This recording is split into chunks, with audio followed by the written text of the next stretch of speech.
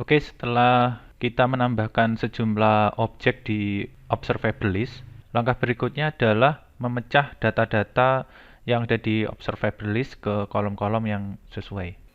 Nah, teman-teman, sebenarnya objek tabel view sendiri tersusun atas satu lebih objek tabel kolom. Nah, ini untuk merek ya. Ini untuk tabel kolom harga. Ini ya, ini untuk harga. Kemudian ini untuk merek.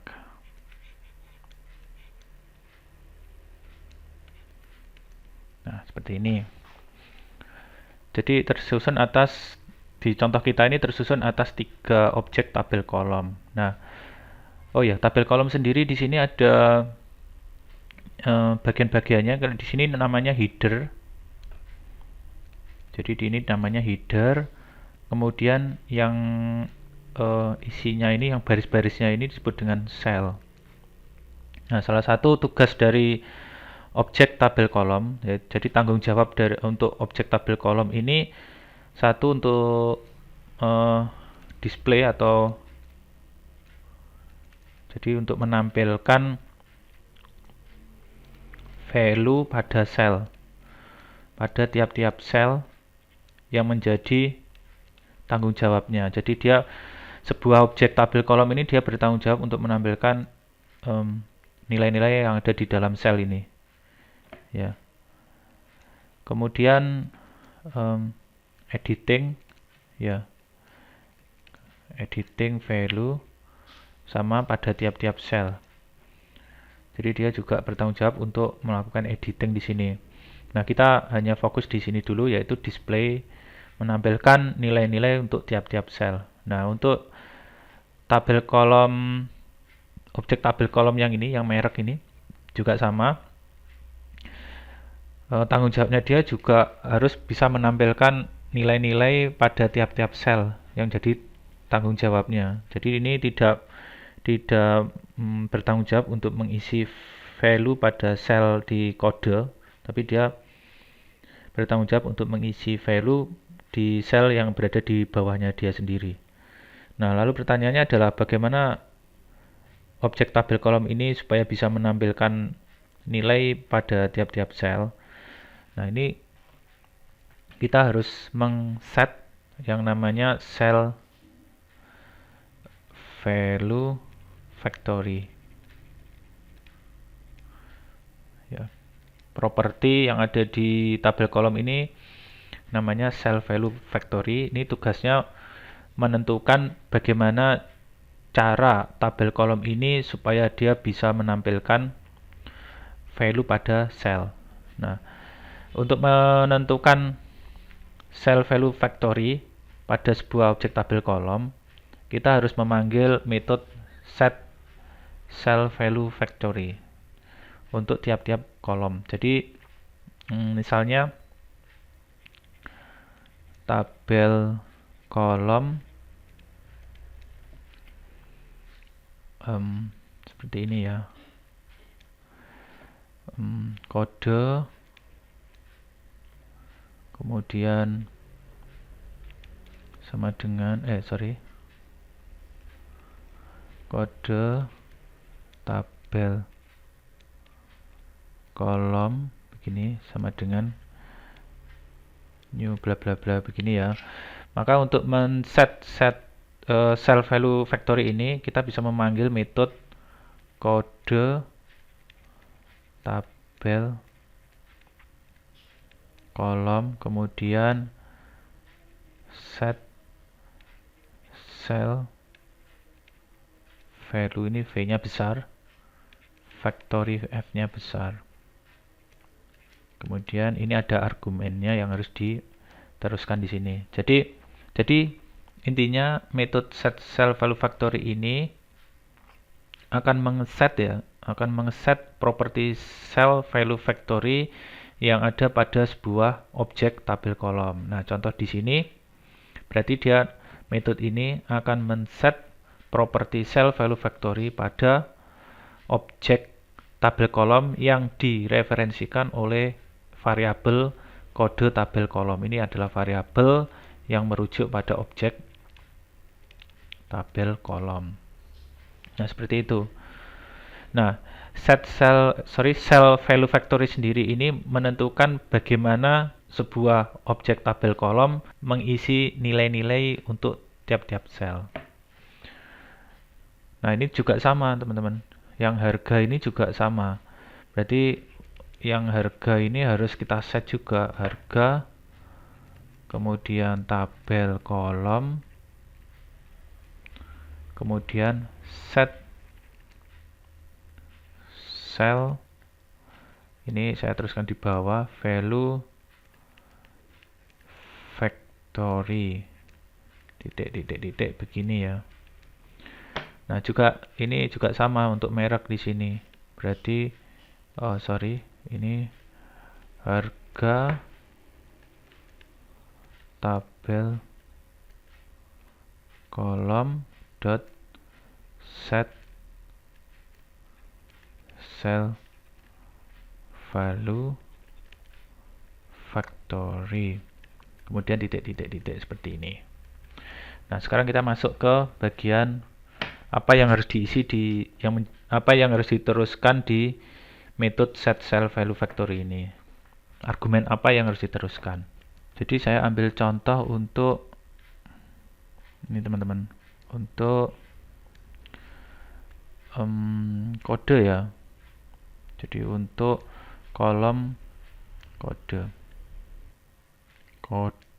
ini K001, ini K002, ini K003. Ini kosongnya 2. Saya tulis begini saja. Oke. Jadi ini untuk kode ya. Ini untuk kode, untuk tabel kolom kode.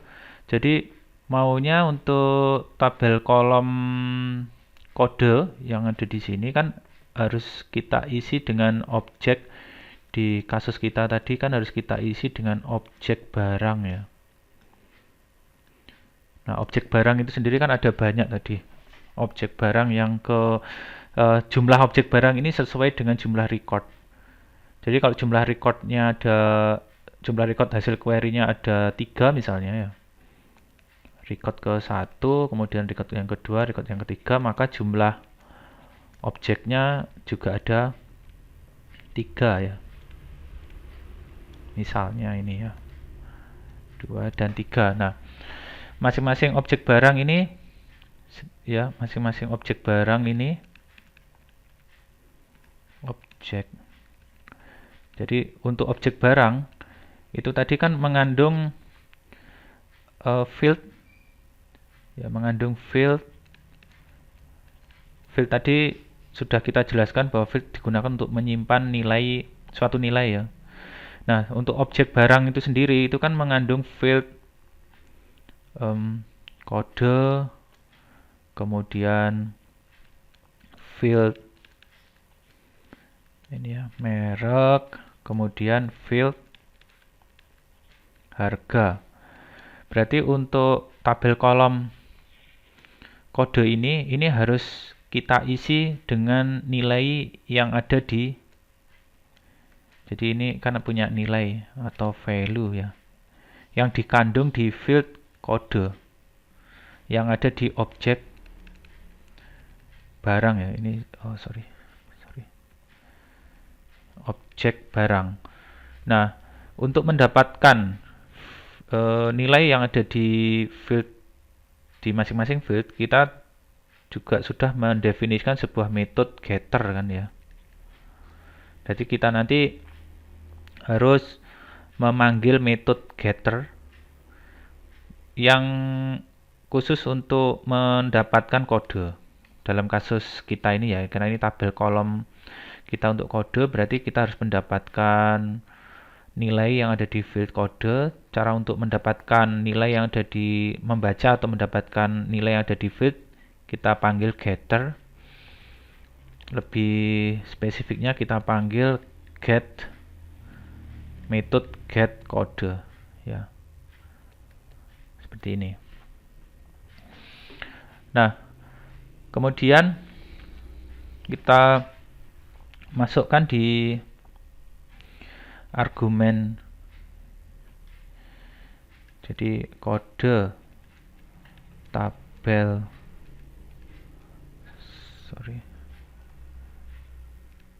kolom ya. Kemudian ini kan dot set cell value factory. Kemudian kita isi sebuah objek namanya new property value factory.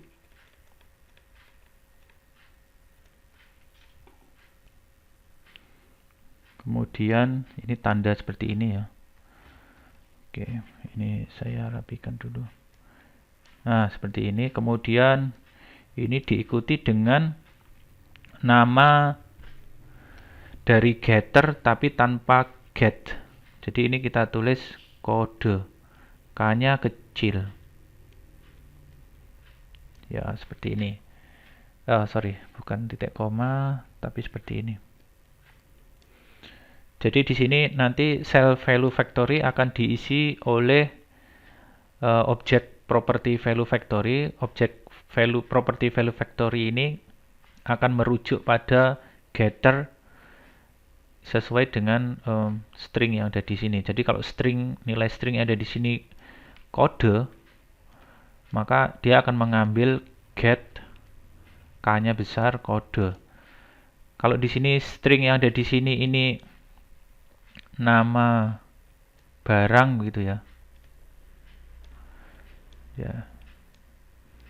Jadi misalnya argumennya ada di sini nama barang, maka sebenarnya dia akan merujuk pada sebuah getter yang bernama get nama barang. Seperti ini. Itu untuk mengeset set cell value factory supaya objek kode tabel kolom bisa menampilkan nilai-nilai yang ada pada cell. Ini cell ya, ini cell. Oke, kemudian saya lanjut. Bagaimana untuk merek, tabel kolom merek dan tabel kolom harga? Caranya sama ya. Yaitu di sini kita bisa teruskan untuk kode untuk merek, yaitu merek kemudian tabel kolom, kemudian sama di sini set cell value factory. Kemudian ini juga sama. Kemudian yang ada di sini tinggal kita ganti dengan nama dari getter untuk merek. Ya, biasanya standarnya seperti ini ya, merek. Seperti ini. Jadi ini sama halnya dengan get merek. Oke. Sama juga dengan harga. Cuman di sini nanti diganti dengan harga. Seperti itu. Nah, kita coba di NetBeans. Oke, kita kembali ke deklarasi metode tampil tabel barang ya. Di sini kita akan mengedit. Kemudian dari tadi ya, ini ya, kita harus menambahkan set cell value factory sehingga objek tabel kolom ini bisa mengisi nilai-nilai pada sel. Nah, di sini kita tambahkan baris code setelah statement try catch. Karena ini statement try catch ini digunakan untuk mendapatkan observable list ya. Yang berisi kumpulan objek barang. Ini kita taruh di sini.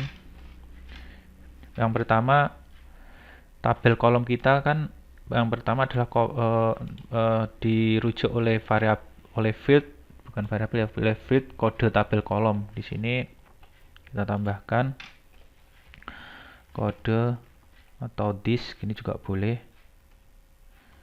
This dot, kemudian kita cari kode tabel kolom ya. Kemudian set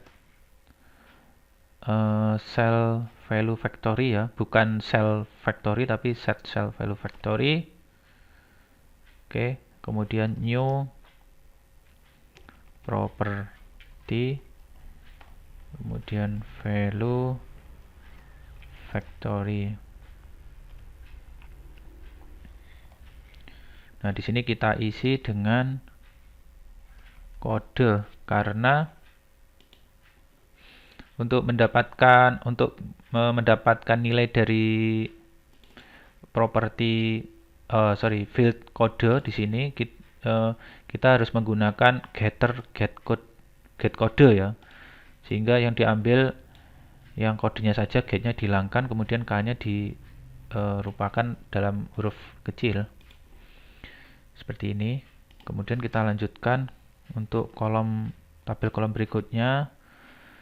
Jadi setelah kode ini tidak harus urut ya, ini teman-teman boleh mulai dengan diskon seperti ini juga boleh. Kemudian set cell value factory, kemudian new property ya seperti ini. Kemudian ini kita isi dengan diskon,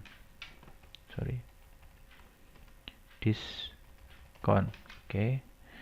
Kemudian ini kita copy paste saja.